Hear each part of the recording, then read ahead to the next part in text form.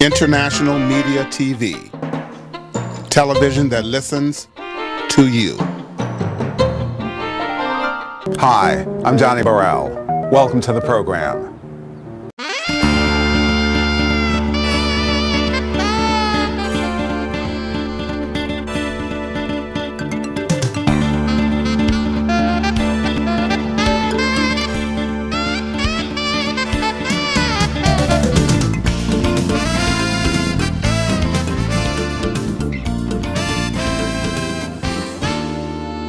We are celebrating the 40th anniversary of Roots. Man, I just turned 50 in January, so it made me realize I was 10 years old when Roots came out. Now, come on, y'all, let's go back. Remember when Roots came out? It was life-changing. It was iconic. It was something we had never seen before. I mean, as a 10-year-old person, I had heard about slavery. I have read some things about slavery, even seen some things about slavery. But for every night to sit up and watch Roots, oh my God, it was eye-opening. When they cut Kunta foot off, man, we went to school like, oh, hell no, slavery is real. This ain't the slavery that they cutting feet off, what? And then parents, y'all wasn't no good. My mama started using that around the house. Yeah, that's what happened when you don't clean your room up. I'm like, really, my mama lose a foot if I don't clean my room up? Really? You going too far. And white folks, we love y'all, but y'all was real nice at work when Roots came on. Let's keep it real. The next day after Roots aired, y'all was coming to work. Y'all was like, hey, Tyrone, can I hold it up for you? Let me get you some coffee. You ain't got to make all them copies. I'll do it for you. Bosses was coming in like, all the black folks can leave early. We was walking around using Roots. For real, man. And it was the first time, I ain't gonna lie, the first time I ever realized that Schofield wasn't my African name. I was walking around all this time thinking that Schofield was an African name. I didn't realize that I had a slave name until I watched Roots, y'all. I was like, well, I need to find out I started calling myself Toby for no reason. You can turn the other cheek one day when the glory comes. It'll be ours, it'll be ours. Oh, it's been a long time coming.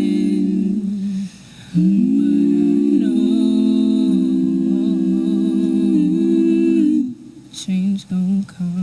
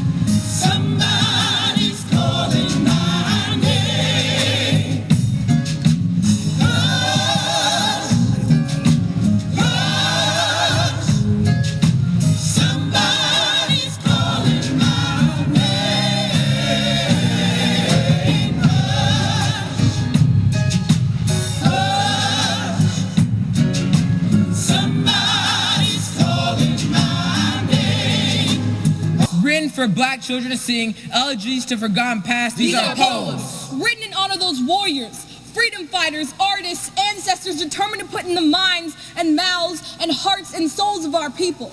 These words are mantras. For late night meditation, meant to be dreamed and memorized, recited and performed. These are lessons. Meant to be taught in real time. The making of heroes requires repetition. The making of sheroes requires consistency, requires reciprocity, culture. To save ourselves, we must save them, you must save us, and we must save you. Requires awareness. Acceptance. Actual application of what we know is right out of the mouths of babies. You gotta do better.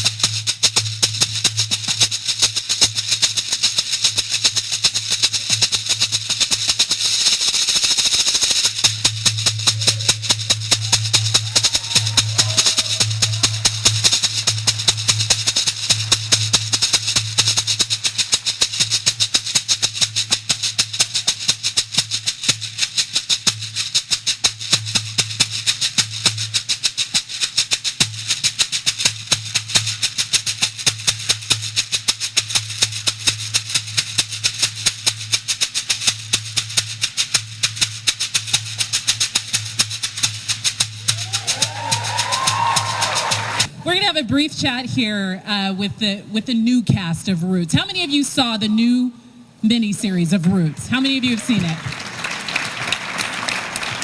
It was powerful.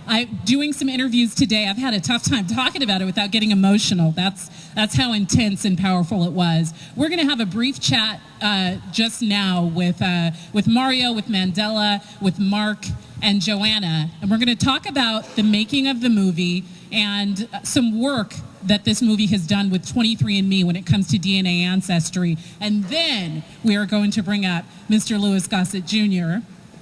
and Mr. Jacobs Hilton as well. Mr. Lawrence Jacob Hilton.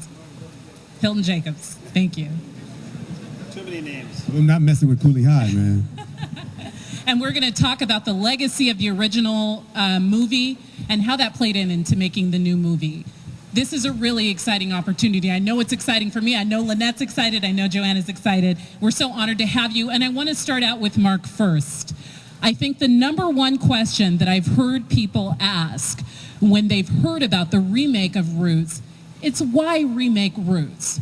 This was an American classic that I heard drew, 85% of the American audience at some point during its original series run. It's something that we can't even imagine the impact at this point of having that much attention on one piece of media these days. So why remake it? That's a good question, and that's why it took 40 years to do it again, because I inherited the legacy of doing Roots from my father, and for 40 years people have wanted to make it again. Networks, studios have said, please, let's do Roots again. And the answer has always been no. I'm not going to do it again. I'm not going to try to one-up. Can you hear me now? Better? So for many years I said, no, we're not going to redo it. You can't ever do it better than the first time. There's no reason to do it. And there's no reason to do it in the shadow of my father.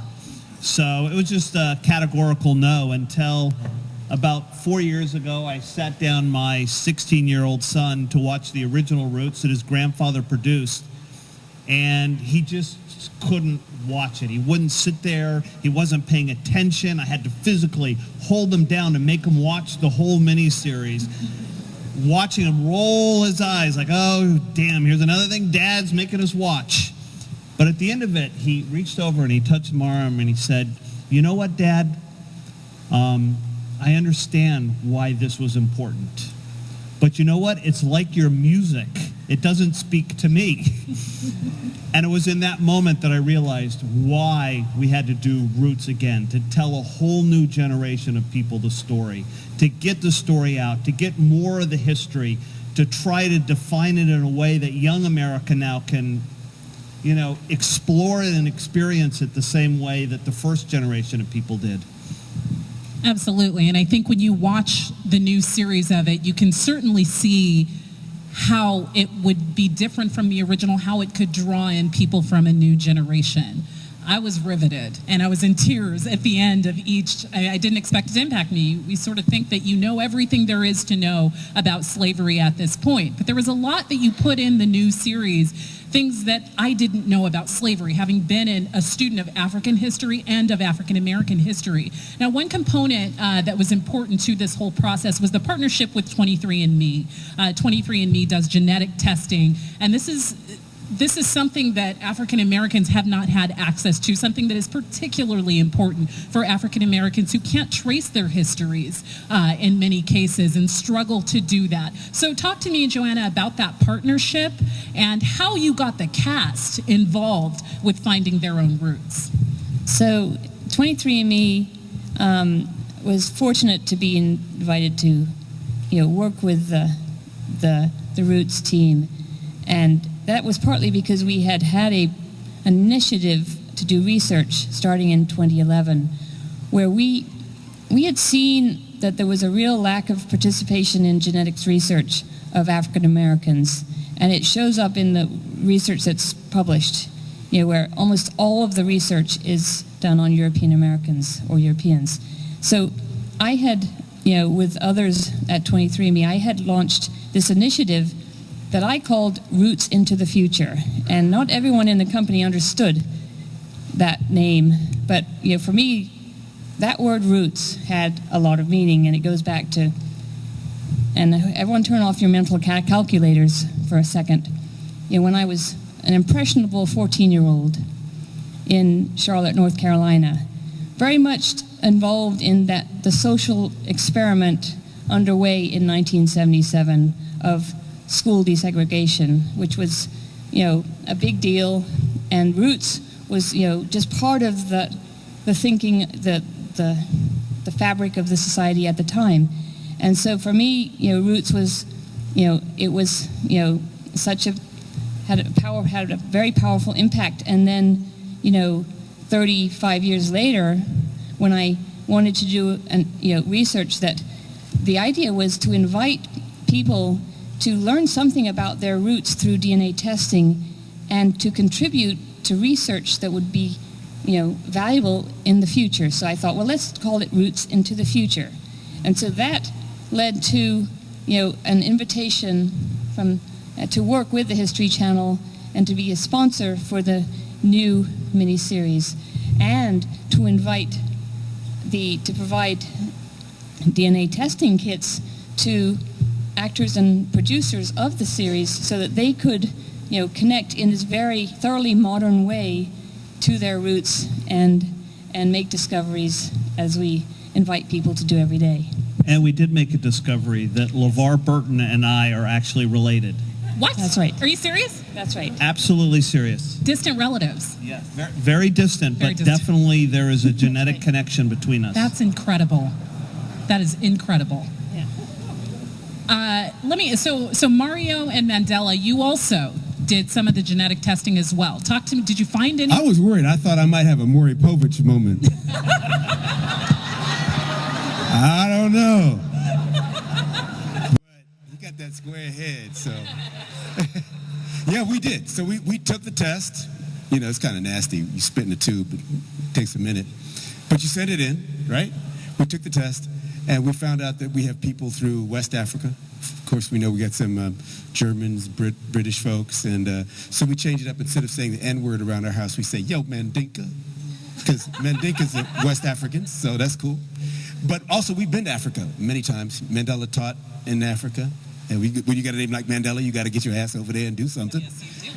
And he called me up one day from Africa. He said, Dad, you wanted me to have life experience. I have some crazy life experience. I got bit by a lion. I got held up at gunpoint. And it's the first time that I'm not black. I said, what do you mean? He said, oh, they call me colored over here. I can't even get my full blackness on. So they kind of pulled half his black card when he landed. But it was a trip. It was really interesting to identify what, you could see all the little colors light up as to where you're from. And what else? You got something else that we don't know what it must be from Mom, right? Yeah. Okay. the whole experience was awesome to see where you exactly come from and how they have it laid out in the map. You got the colors. Thank you. I'm new to this, so let me try this a little better. Okay. Hip-hop thing. No, all right. No, it was actually an awesome experience. We got to see what I contributed from his side of my family, what me and my mom brought to the table, and I think the surprise was Middle Eastern, right? Yeah, it was some Middle Eastern. I don't know. Basically, it's just an amazing thing to see where you come from, what the cultures that make you are. And I mean, you can speak on this more than me. He's a well-traveled guy. And we just go to these different places, whether we have ancestors there or not, and just embrace it. And then looking back and realizing, wait, I have a connection to these people is just a whole new feeling, you know? And I'm a believer in global citizenship. So I take all this with a grain of salt? Yeah. Grain of salt. I believe that we are all citizens of the world, but I am like a big embracer of different cultures. And to see that, we have this side from West Africa, we have this side from Germany, and we have this side from Saudi Arabia or whatever, and we've been to these places and we've learned that culture. It's so, what can I even say, man? It's a groundbreaking experience to know, wow, I'm a part of this. I'm giving my DNA to a program that doesn't even have a big enough sample group. I got an email from 23andMe. I have like part Sardinian, which is a small island off of Italy, asking to use my DNA to then identify other people with the same DNA. Guys, get out and go do this. Seriously, it's a great experience, and you can see on the map. It's so easy to work the website. It's very fun. It's very interesting. You can connect with your dad, your mom, your sister, anybody you want, and it's a lot of fun. Yeah. I totally agree. I had a chance to do a 23andMe as well, and I found out we had Ashkenazi Jews in my family. Farthest thing from what I thought I would find in that genetic background. Tell me though, Mandela, I'm curious to know how, looking into your background, how seeing where your family is from, how did that inform your performance in Roots as Noah? Did it? Completely. Can you guys hear me? Okay. Okay. No, it informed it completely, knowing that not only am I portraying Noah, a slave, someone who fought for his freedom, fought for his education, but not only am I just portraying that, am I acting that, but I'm sure there was someone whose blood is in my blood today who walked in those footsteps. And that got me to thinking of, I have to do this role justice. You know, this isn't just my peers looking at it. This is my ancestors from above looking at me portraying their roles. And the person I am in real life, am I making my ancestors proud? What am I doing to better our culture? And that, you know, school's never been easy for me. But these questions, these things that Roots brings to the table, they get you inquisitive, and it just starts a discussion, whether it's with other people like we have here or just with yourself, as I'm reflecting on now. Being a part of Roots got me thinking, and is the life I'm living making my ancestors proud? And then playing Noah, playing Noah. Thank you, it means a lot. Playing a young guy, literally fighting tooth and nail to learn how to read, something that my dad used to have to force on me. I didn't want to learn how to read. I was lucky enough to have a dad to push that on me. But seeing the parallel of my ancestor having to fight to learn how to read, having to get a book out the trash can, these things that we don't see in this generation. We talk about why retell Roots. In this generation, it's not cool to learn how to read. It's not cool to be educated. It's cool to have, 12 chains on and all this. I'm all for hip hop. I'm all for what's popular, but I'm all for balance. And I can appreciate that end of the spectrum, but I can also appreciate smart being important. And I just think not enough people put value on the things that really will push you forward. And I'm sorry if my P's are sounding P-like, but what I'm trying to say is, the person I play in Roots, I'm proud of. But I want to know if Noah would be proud of the person I am in real life. And I just graduated not too long ago from Loyola Marymount University. And I just want to set an example for other people like me. My sister was a whiz in school. That's not me. She helped me, but honestly, I got to say, I'm proud that I graduated, and I want other people to be proud that they graduated. And I want to set an example for other people. So I don't know if I answered the question, if I went on a tangent. Yeah, you did. You got there. So I wonder how it was. Mario, what was it like watching your son, directing this second installment of the Roots series, and watching his evolution as Noah and his tragic ending as Noah as well? Like I said, I was in tears watching it. I can't imagine as a father what was going through your mind. Well, it was deep. The thing is, when Mark first called me up, I asked the question that you would ask, which is, why do you want to redo this? And once we talked about what it meant to his son, and I thought about with our kids and all of our kids, collectively, it was important to be sort of the griots of this story, that we have to pass the spoken word of who we are on. That if you don't know where you've been, it's hard to know where you're going, right? That was one. The second thing I wanted to know, and Mark said yes to, was that we would be allowed to bring all the new knowledge and all the new history and all the new research to this. And important to me, as I told you earlier, was I wasn't interested in making a story about slavery. That's the American horror story. I also wanted to make a story about empowerment, about survival. Because it's deep. You talk to your Native American brothers and sisters, a lot of them were wiped out. But somehow us, without our last names, without our language, without our religion, we not only survived, we thrived. We became reporters and teachers and doctors and hip-hop artists and jazz musicians and presidents and cooks. We're all of it.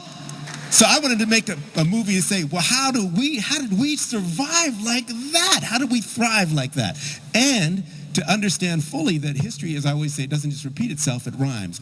How does Roots rhyme with what's happening now? How does slavery rhyme? Well, it rhymes with something called the prison-industrial complex. Right? We have more young brothers who don't have a dad who will bully them into getting an education, who end up on the wrong side of the prison industrial complex, and like a modern day slave, their personhood is taken, they can't vote, they work for very little money, and they're behind bars. How does Roots rhyme with what's happening right now? Well, the former slave-owning states are trying to repeal our right to vote. So once again, if democracy is a car and you take your foot off the gas, the car slows down and you'll end up getting trumped. Speak. So I wanted to make sure that we made a Roots that would show us not something just about the past, but would light something about the future. And the last thing was so dope was the episode I had, night 2, was about Kunta not just loving and raising a son, but giving birth to a daughter. And even though in the motherland he wouldn't be able to teach his daughter how to be a warrior, he would have the opportunity to say, I got to teach my baby girl to survive. And when I read that, I said, oh, this works, because my baby girl's a badass. Stand up by her right there, right here. Yeah. So, and Mark let me bring that love so that you really felt the love of it. You know, you really said, this is a show with some love. But by the way, we got, who plays Mandela's mom? Kiami, stand up right there, right, night 2. Yep. We're going to have her up in just a bit. Okay, she's representing for the women here. Oh, okay, so beautiful. She's got a lot of questions. But to your main question was directing my son in that was heavy, because not only was I directing him when he gets shot, I don't want to be a spoiler, but there you have it, because it wasn't just him. It was Ferguson. It was, little Bobby Hutton. You know what I'm saying? You know about little Bobby, the Panthers right here, little Bobby Hutton. It was all of those young brothers and young sisters who had their hands up, whose lives mattered. And I think Mandela in that way showed us again, even emotionally, made us realize that our lives do matter. We make a difference. So it was deep, it was heavy. I love that the millennials are the ones who really drove this movie. It sounds like your millennial son, Mark, was the impetus for creating this new movie, and watching the performance of Noah, a millennial himself, of Kiami, who we'll have up soon here as well, and making a movie essentially for the Black Lives Matter age. I looked at this movie, having seen the older version of Roots, I looked at this one and I thought about resistance, which is the word that we are hearing, not only with this current presidency. Resist has become a hashtag and a movement against Donald Trump, but resistance overall amongst young people who are fighting things, like you said, repealing voting rights, fighting against police brutality. And I looked at this character of Kunta Kinte, and this is a character who resisted throughout and who was truly a warrior. When you thought of making a new Kunta Kinte, what needed to be different about this character than the original, Mark? Well, the whole process of making this show was an education for me. It started off because of my 16-year-old son, and I realized that he wasn't going to watch a show unless he was watching a show about a hero rising story. And so that's what we had to do with Kunta Kinte. That's what we had to do with this journey, is show the story of not just a hero, a family that was heroic. That's what Roots is about. That's what connects with your white or black or wherever you're from. It's a story of family being heroic. And so, that's what this had to be. When we started the process, I wrote something up on the wall long before the Black Lives Matter thing. I wrote resistance. That this whole show had to be three things. It had to be resistance, hero rising, and new history. Those were the three things that we had to do. And that was the guiding principle through the whole show. By the way, I just want to tell a story about the two of them. So, Mario calls me, he goes, I got 3 cats that are great for the role of, that Mandela ended up playing. And they send me the 3 things, and I look at all of them, and there's one kid in there that has a name, Mandela Jones or something, some fake name. And I go, my God, this guy Mandela is the best guy. We got to get this guy Mandela. He goes, yeah, I like Mandela too. The first day on the set, he comes over to me and goes, Mandela's my son. I'm like, what? 23andMe, look at those heads. Well, one quick thing I want to say is so cool about Roots is that, and I'll try to keep it tight, is that when my dad did Sweet Sweetback's Badass Song in 1971, right? That movie came out, my dad had everything invested in it, and the Panthers went to see it, and Bobby and Huey loved it, and made it required viewing. And so Oakland was the first place to really blow up and catch it. Yeah. And then we, of course, had to later do the Panther movie, which my dad wrote and I directed, and give back to it. So it's so hip to be here, at this place, the birthplace of so much of the Black Power movement. So thank you, Oakland. Good to be here. I just heard Lynette over here saying town business, right? Town business. All right, before we move forward and talk a little bit more about Roots, I actually want to bring up our original cast members, that we have 2 original cast members from the 1977 miniseries. Mr. Louis Gossett Jr., who played Fiddler.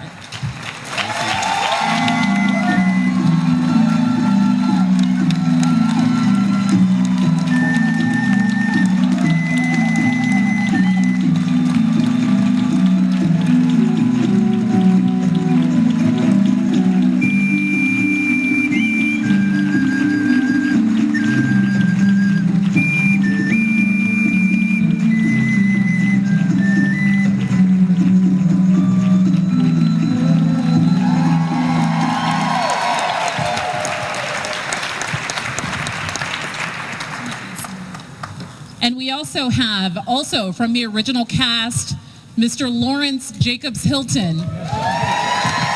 Hilton Jacobs! Mr. Hilton Jacobs.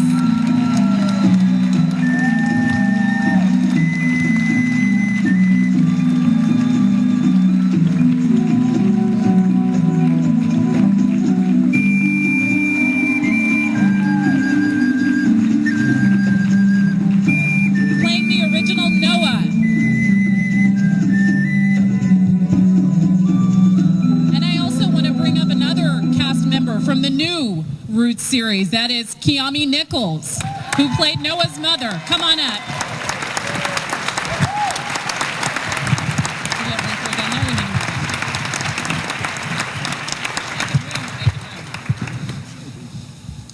Welcome, everyone. It is such an honor to be on stage here with Mr. Louis Gossett Jr. This is like a dream come true. Mr. Gossett, you weren't so sure when you heard there was going to be a Roots remake. No, I wasn't really sure because the original was like lightning in a bottle. You know, we all knew our story, but to put it on primetime television, it was like lightning in the bottle. And of course, Brandon Tartikoff and those people thought this was going to, let's get this on and get it out of here. So they put it on day after day after day so that the Southern market would come back afterwards.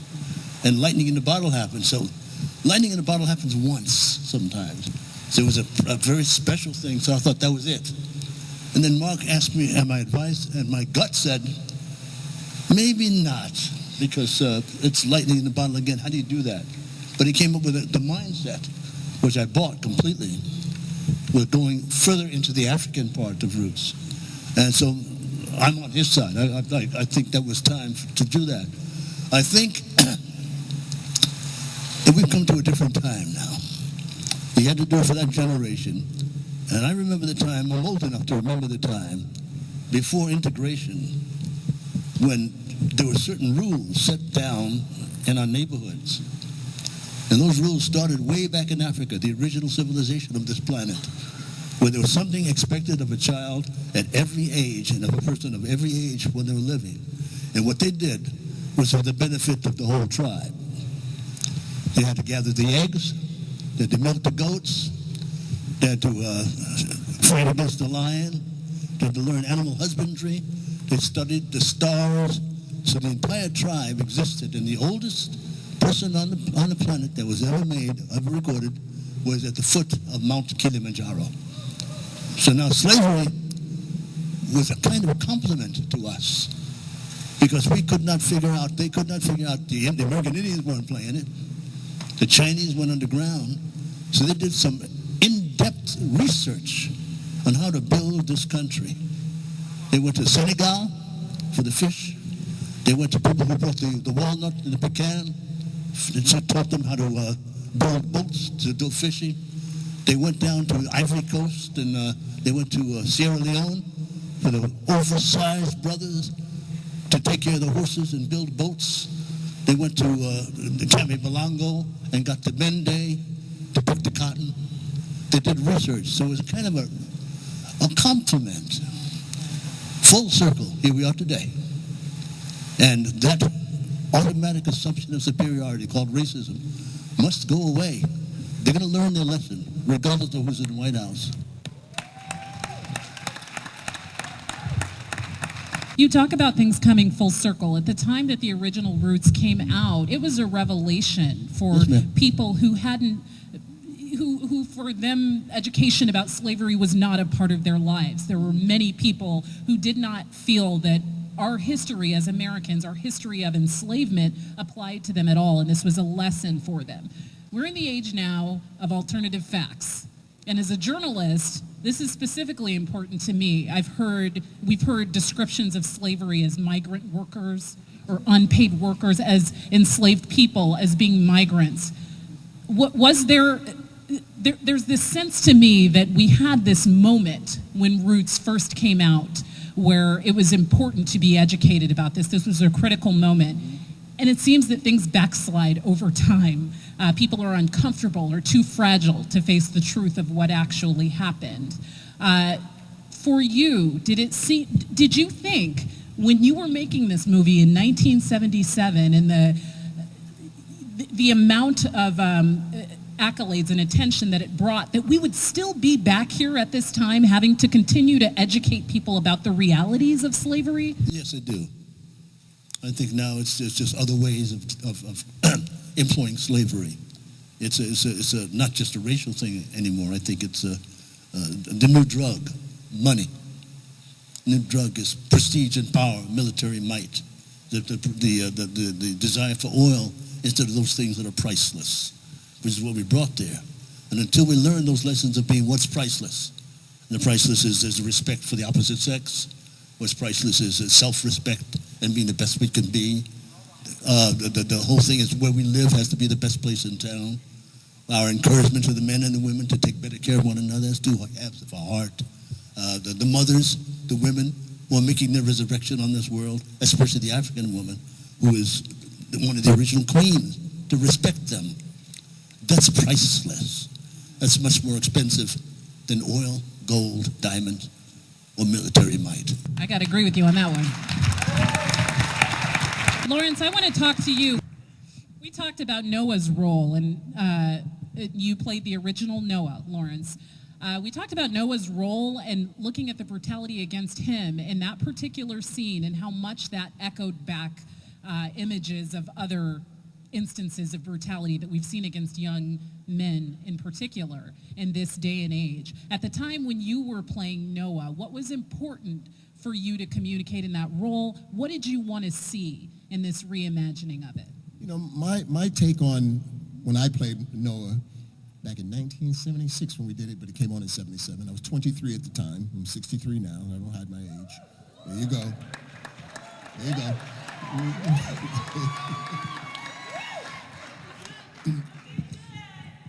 One more time. No, absolutely. You know, before I just want to give a little quick backstory on when my good little young brother here, he was was about to play Noah. His father got in touch with me to talk with Mandela about playing it, and I was never going to tell him how to play Noah. That was his show, and that was he had to make it his own, and I respected that. But we talked about who Noah was, or is Noah in the heart. Noah, to me, and I've said this before I even knew I was going to be in Oakland, he was Huey P. Newton of his time, period. And that's who I think. He was a militant, or he was a rebel in what we may have seen as an outset. But in his heart, he had a burning desire to do something that had to be right. And if the sacrifice meant it was his life, then so be it. Because he was not doing it just for he. He was doing it for his woman, Kizzy, and the future, what it would bring. Now, you were saying, how did it impact me? You were saying, or something like that. It was overwhelming at the time. You know, I mean, I had read the book, and I knew the book pretty well, but I had no idea at that point when I had read Alex Haley's book that it was going to be a movie, or I was going to be in it. And then that happened, and again, you heard Lou talking about it. When they put Roots on at the time, they were just going to get rid of it. You know, they had put it on because then the miniseries had just become popular. They had done Rich Man, Poor Man, and that worked, and now Roots was this epic thing came, and they were going to put it on television over 12 weeks, which is what it was going to be. And they looked at it, you know, and he mentioned Brandon Tartikoff, but it was Fred Silverman for the network, who said, you know something, no, we're not going to sustain this through a whole, you know, thing. Let's just put it on one week and call it a day.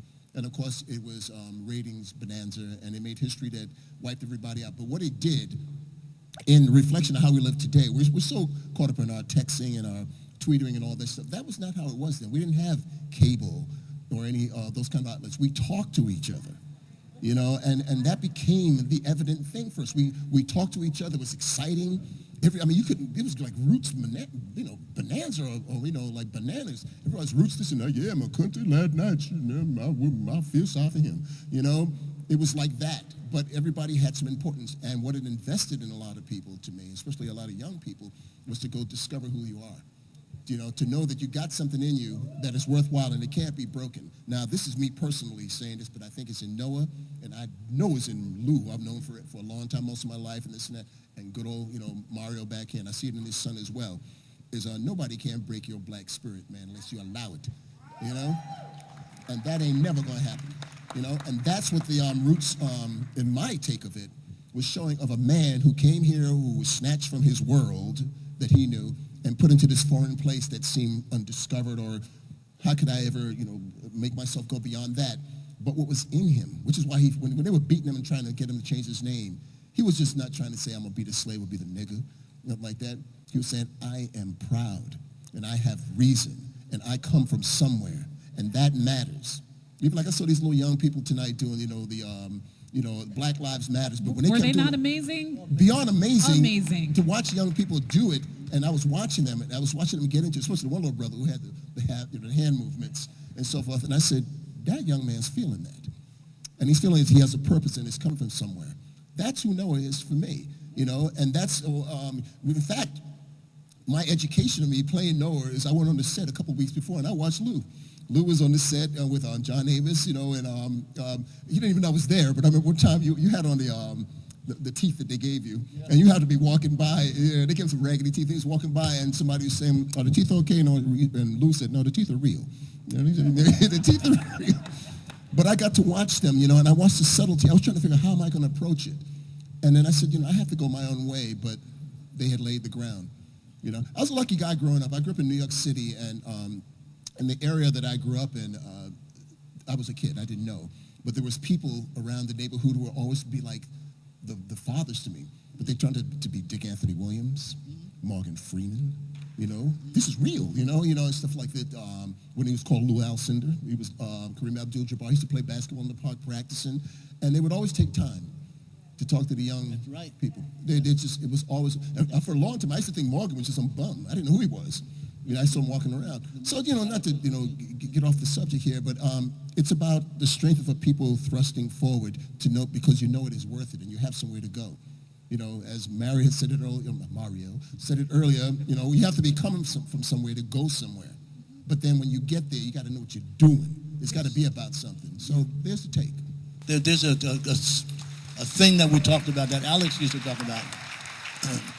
Alex, we used to meet each other in airports speaking after Roots, speaking at universities and stuff. And there was a scene where my best friend was Dick, was the man that played that warlord, that guy that made Kunta Kinte say his name was Toby, Vic Morrow. He was my best friend. So we're going to that scene where he's going to be whipped, and Vic comes up to me and says, "Hey, Louie, I want to apologize." I said, "Why?" "I want to apologize in advance because I have to play this part." So here we go, and I'm looking at LeVar Burton, and I'm looking at my best friend Vic Morrow, and he's trying to say your name. And this guy kept whipping him. And there's LeVar, the kid from SC, playing Kunta Kinte, and something came over me. I didn't expect what he was saying. Apology. He was apologizing. So finally, when LeVar, Kunta Kinte said, "My name is Toby." And Alex was on the set. I went up to him, and the last line of the script, "What you mean? What do you think your name is Toby? That's not your name. Kunta Kinte, that's who you'll always be." That's the end of the script. And all of a sudden, something came out of me, and I looked at Vic, and I said, "There's going to be another day." You hear me? There's going to be another day. I don't know where that came from, but that was Alex. That another day. I was going to say, I think that came from your roots somewhere deep down. Yeah, that other day is today. This other day is absolute freedom from all kinds of things that keep us from going and getting close to God or Allah. And racism is in the way on all subjects. That's why we have that's why we have these prisons. That's why we have this gangbangers. It's got to go away for us to all survive. And we have the answer. If we do the research, we have the answer. We can save the day. That's powerful. We have some images here from. By the way, I'm just going to say, this. Forrest couldn't be here today. He wanted to come, but I think we're talking about generations and respect. And when we asked Forrest Whitaker to revive the role that you created, the first thing he said is, "I need permission from Lou." How did you do, Lou? How do you do? I called Lou, and he did beautiful, except fiddler. Violin is up here. It's all right. So he played the violin up here. You got to bring the fiddle down a little bit. That's all right. He did a beautiful job. I want to check in with Kiami now. You're the only woman who we have on stage here from the new Roots. We are so happy to have you. Thank you. Kiami you play Noah's mother. Yes, Ona. You have a very brief but powerful piece in this movie. And one of the moments that I had a chance to talk to you just a little bit about, it's when Ona is giving birth to Noah. And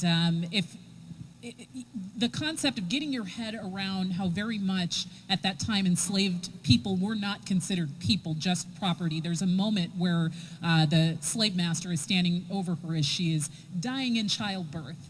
And he turns to the overseer and says, "That's coming out of your salary. I've told you not to work pregnant slaves. It's coming out of your salary." Can you talk about, as a young woman, a millennial, you're lying there, you're inhabiting this role of this woman, and really inhabiting some of the violence that was done against women during slavery. What was that like, the responsibility of bringing that to screen? Well, first of all, it's honored to be a part of the project in the first place. It was my first role. So it's the start of my career, so it's a very big deal. And it's devastating that you can be in a position where you're not considered a human. And so there was absolutely no humanity in it. You don't get to see your child, you don't get to name your child. It's not even like you don't see the future. Like that's it. You're working, you're a slave, like you're cattle. It's definitely tough. Mm-hmm. Mm-hmm. Can you talk about, I think in the episode in particular that Mario directed, this was an episode where for the first time we saw powerful women. The first episode is about Kunta Kinte's journey from being a warrior to becoming a slave. And then in the second episode, we meet the character of Belle, we meet your character, we meet Kizzy. So all of these powerful women who are enslaved but seem to find their own ways of being powerful, whether it's Kizzy learning to be a warrior from her father, or just the strength of your character, Ona, giving childbirth, passing that child on forward, and then she's gone from that story. Can you was there anything that you learned about the female role in slavery, how it impacted women? Oh, yes. Watching in Mayatsi, she played Belle, watching her and her character being so strong and just encouraging Kunta, it was amazing. You really, women are definitely important. They were definitely important in the film, and definitely I'm sorry. I have to imagine this is a role that's going to stay with you for the rest of your life. It's your first role, Yes. and for it to be such an incredible movie with such a legacy. Congratulations on that Thank first you. role, by the way. Thank you. We have a few audience questions to get to first, but we actually have one lucky filmmaker in the house who was chosen to join us here on the panel. The name is Sean Durant with the Oakland Film Festival. Sean, you in the house here? All right.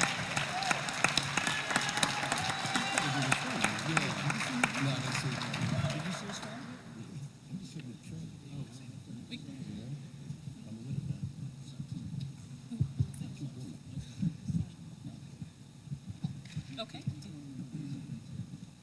Mr. Louis Gossett Jr.'s son also in the house tonight with his own Sati. film. All right. Please stand. Here with the Oakland International Film Festival. Forgiveness. You look good in the dog, brother. Now, we have a few audience questions here as well. And Sean, I want to see if you've got anything that you want to ask the cast as well. Let's start with our first audience question. This one is from Denise Mitchell. She says, what, if anything, did you learn in participating in this classic production? What did you learn? There's so much, so many lessons, I'm sure, that came out of this. And was there any impact on your interaction or understanding of family? Anybody, feel free to jump in. Well, one thing that we learned a lot, all of us, I think. You couldn't exist in it and not learn a lot.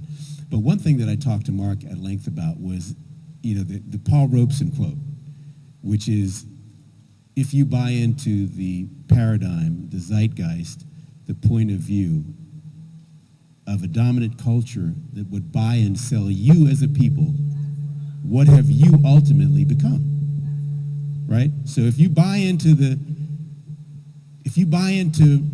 racism, you got to understand it's right around the corner from sexism, which is down the street from classism, which is right next door to the wholesale destruction of Mother Nature herself.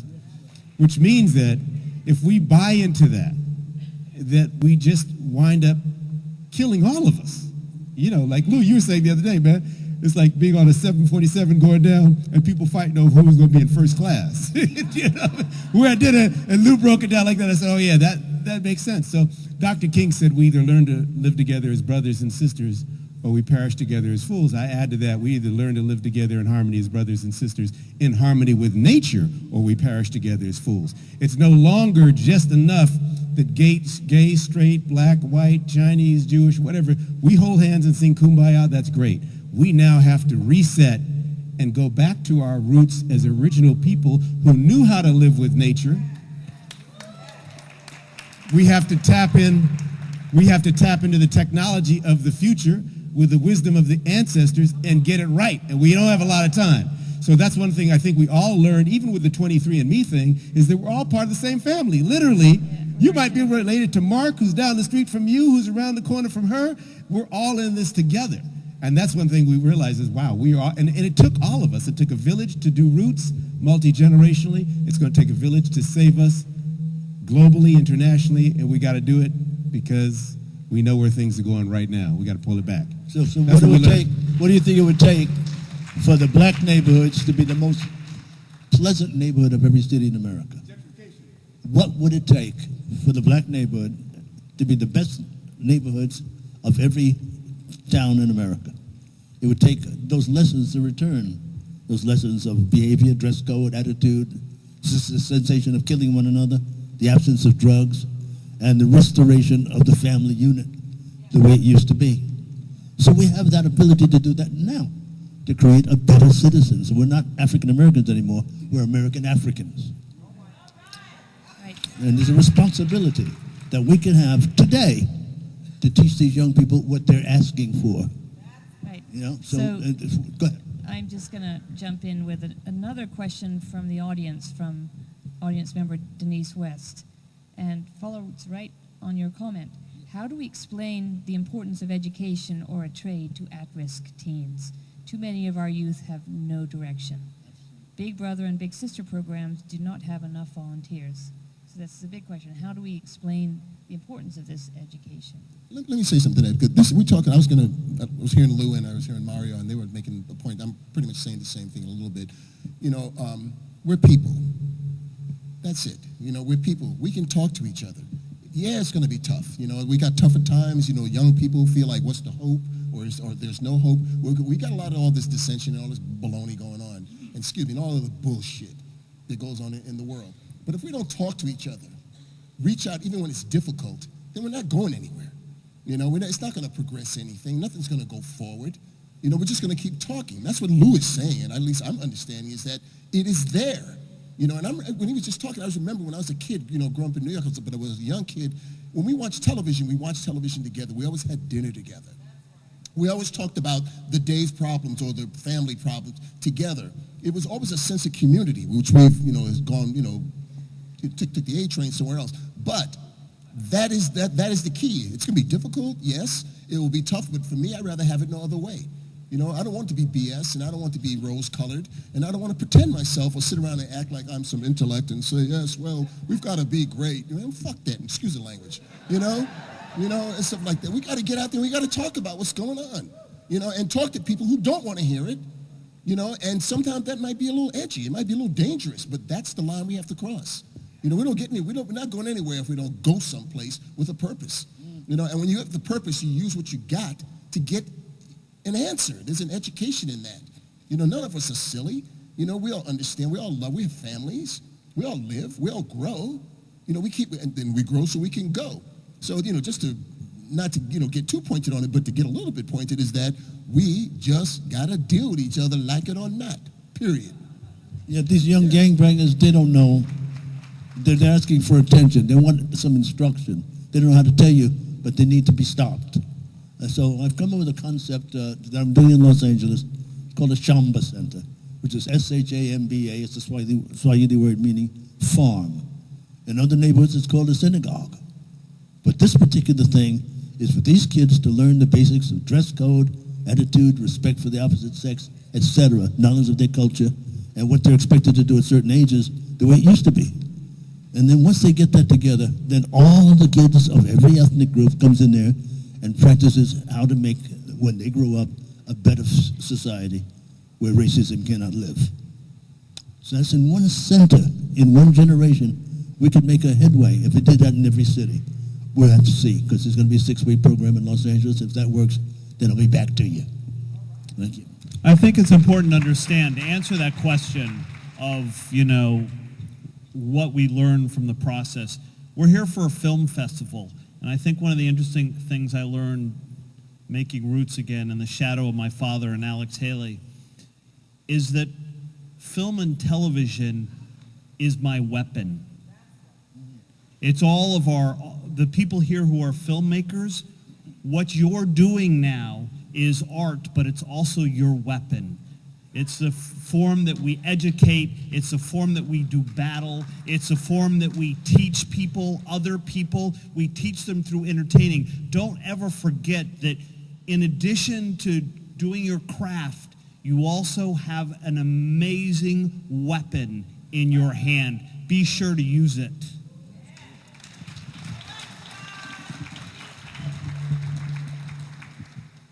Kind of piggybacking off of what Lauren Hilton Jacobs was saying and Mark Wahlberg, we are people, and we are artists. And just watching and seeing how our art form, and hearing you say this honestly, to be completely honest, how art form affects the culture. It's amazing.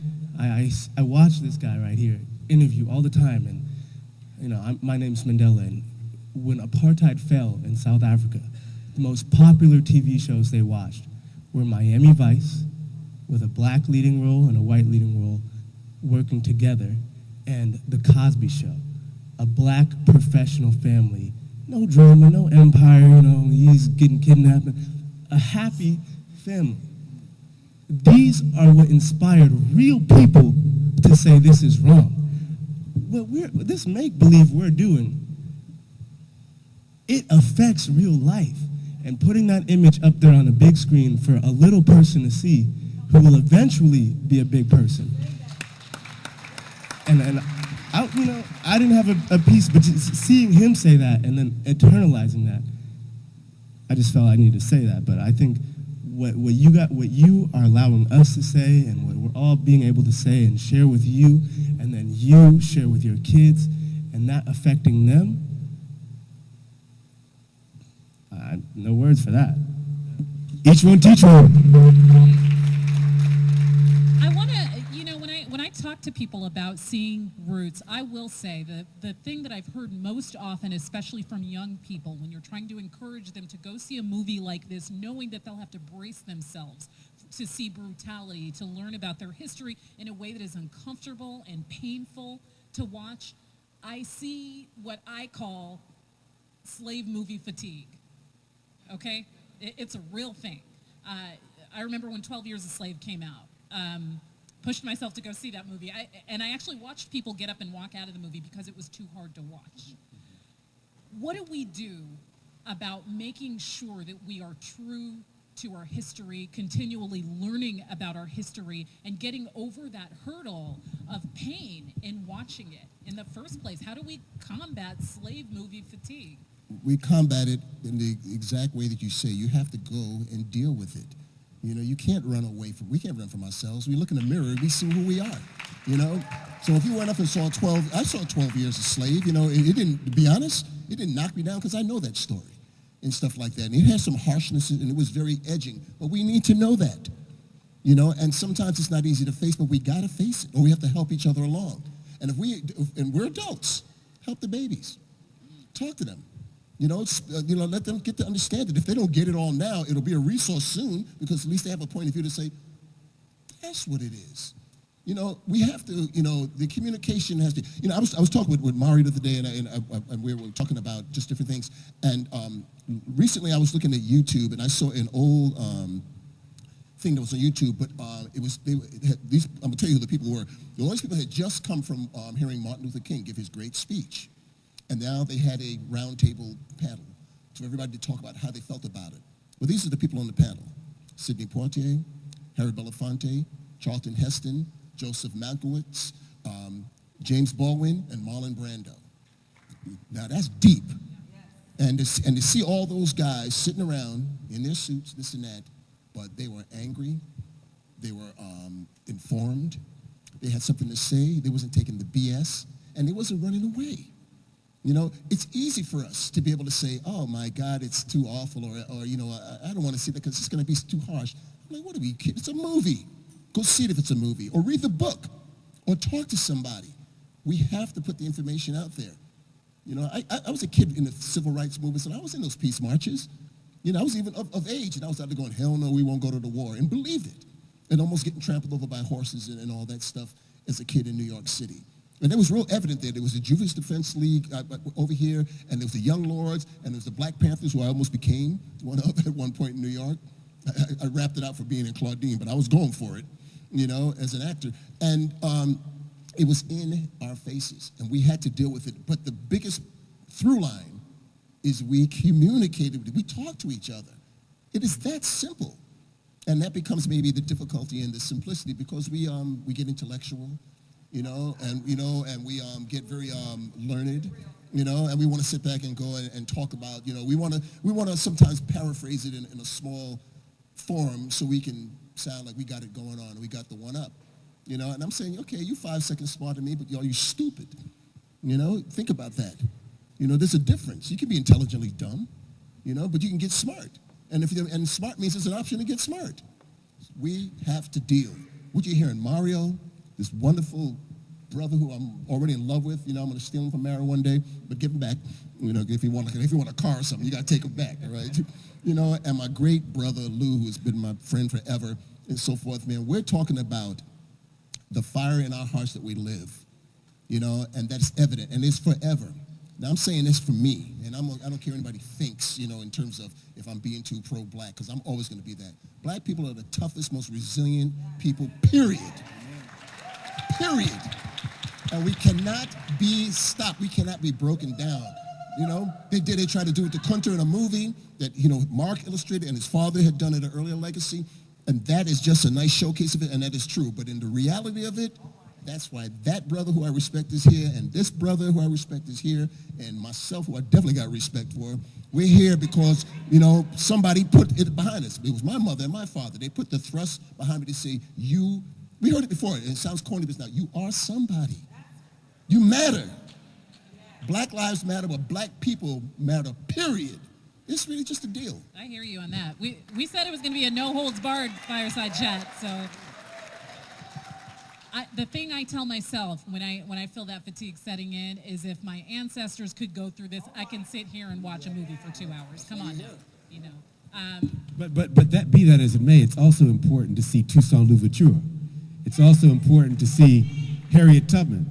It's also important to see the Black Panthers. It's also important to see that the first 44 settlers of Los Angeles, 26 were African American, that the very name cowboy comes because they called us boys. They did not dignify you calling you men. So they called the white cats Rough Riders, and they called us boys. So they'd say, take care of that livestock boy, take care of that cow boy, and that's where you got cowboys. So once we got glorified, and the cowboy got glorified, they didn't make them cowboys look like us anymore. We know that the heavyweights look like Ali and Tyson, but they make them look like Rocky. We know that karate is a martial art invented by the Asian, but the Karate Kid ain't going to get to be Asian, because the dominant culture will put itself cinematically in the foreground and relegate you and us to being in the background. So what was dope about doing Roots was this was not their story, it was our story. It was not his story, it's your story. This is something you need to know about so you can know about what you don't ever want to do again. White kids need to know the story too. We keep talking about, you know, black people need to know the story or put up with it. Everybody needs to know the story. There is slavery everywhere in the world still to this day. The forced migrations that are going on right now across Europe, it's the same thing. And it's for everybody to watch these stories, to hear these stories, to never forget. It is all of our history. This is American history. I'm going to cut you. I was springing off of Mark. Here's something that happened in the early days of, as I know my history a little bit, of how the whole industry of show business was invented, of film business and so forth. It was invented by a lot of men who happened to be Jewish immigrants. And they came over here who were persecuted beyond belief, you know, and they were downtrodden to death. So they needed to tell their stories, but a lot of times people would, just because they happened to be Jewish or they were white, they were put in a certain box because they came from a certain style of life. So they told those stories. It might have been through a Western, it might have been through Green Pastures or something like that, a black movie, this and that, but you got to get the message out. That's the key. We got to get it out there sometime. Mark is right, and Mario's right, and Lou is on it. Lou is just beyond smart. Man, he makes me sick sometimes. He's too smart. But I mean, he's just amazing. Is that it's there. It's just there. And so it's in all of us. It's about all of us. So let's just go do it. School is never out. No matter how old, there's certain things to be expected of you at certain ages.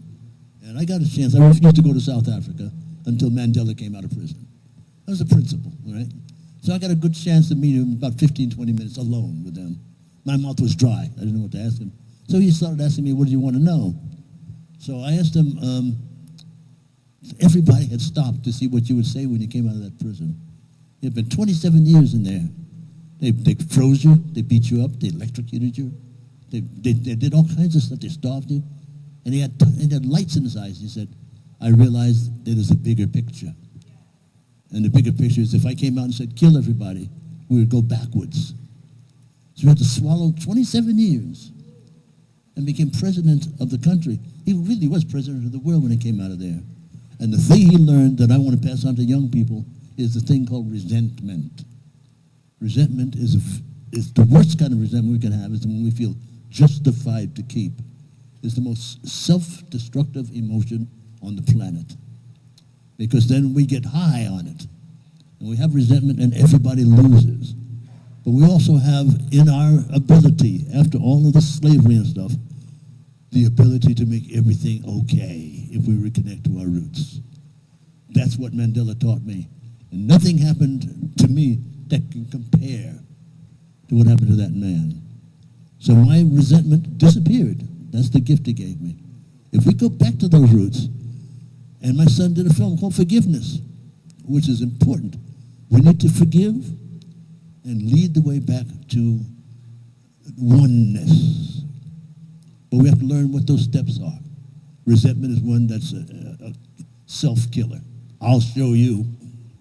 That's what we're doing. So maybe we could go back to those lessons of the thrilling days of yesteryear and teach those kids who are asking for attention those lessons one more time.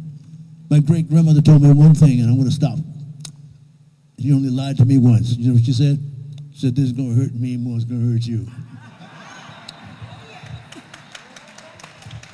I know that line. I know that line. How do we combat slavery fatigue? I think Roots Retelling did an amazing job with Night One. Seeing Africa through the guise of an African view, seeing historically correct Africa, seeing a civilization, these aren't huts, these aren't tents, seeing an actual society. That's how we combat it. We vote with our dollar. We have plenty of stories to tell. You see the success of Get Out. You see the success of Sweet Sweetback Badass Song. You see the success when we are given the mic, when we are given the conch. We don't need to tell the same story over and over again. It's relevant. It has parallels in this day and age, but there are so many stories we can be telling if given the opportunity. And you know what? We can give ourselves the opportunity because we vote with our dollars. Support people in this building, making films, doing the art, That's how we support it. That's how we combat slavery fatigue. Thank you so much for that. We tell our own stories. We tell our own stories, and that's how we do it. I think people get tired of seeing our stories told from other perspectives rather than us telling our own stories. And that was a perfect segue into our filmmaker who we have here on stage, Mr. Durant. It's a pleasure to have you up here. Thank you. I got to assume you have a million questions for these guys. Yeah, I do. When I made my film, which was Gina's Journey, The Search for William Grimes, and it's about a lady who discovered that her ancestor wrote the first runaway slave autobiography in American history. And I was born in 1971, so when Roots came out, I was obviously really young, but I remember the effect that it had in our household and to everybody around school and how people just kind of stopped and the dialogue changed. And people started to talk about something they would never talk about. And as I became a filmmaker, I was into sci-fi. So I always wondered, what type of film would I make? Would it be action or thriller? And then I started to make this film about history and about roots with my film. And when it got hard, in the 4th year of making it, the new Roots came out. And I saw that on TV. I saw the promos on the History Channel, and I got so excited. And it really pushed me to complete my film. It has a lot of parts in it that are very similar to that production. So that pushed me to make my film. And ultimately, the film that I ended up making was a film that was very similar to Roots and everything. It changed. So I wanted to ask you guys, when you did the original Roots, when you did the new Roots, how did you see it change the dialogue right after it came out in our country? Because we have a divided country. How did you see it change then? And of course, for you, Mark, how did you see it change, and Mario, now? I saw a white guy get invited to sit in front of an audience of predominantly black people and answer questions. That's great. Right on. Okay. You know,